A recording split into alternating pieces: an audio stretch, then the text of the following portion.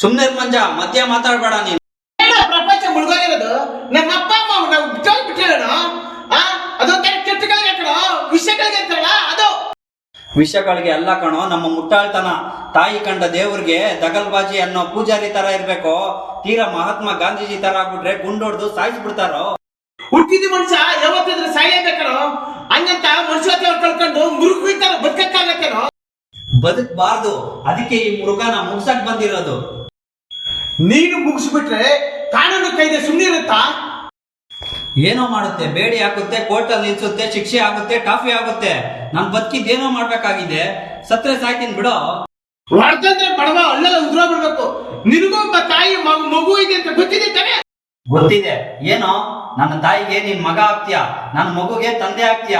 ಇಂತಿ ಇದ್ರೆ ತಾನೇ ಮುಂದೆ ಆಗ್ತಾಳೆ ಅನ್ನೋ ಭಯ ಇರೋದು ನನಗೆ. ಯಾಕೋ ಹಿಂಗೆಲ್ಲ ಮಾತಾಡ್ತೀಯ? ಮೂರ್ತಿ, ನಿನ್ನ ಬದುಕಿ ಬಾಳ್ಬೇಕಾಗ್ರೋಣ. ಇನ್ನು ನೀನು ಬಿಟ್ಟು ನಾನು ಬದುಕಿರ್ತೀನ ಕಣ. ನೀನು ಬಿಟ್ಟು ನಾನ್ ಬದುಕಿರ್ತೀನೇನೋ.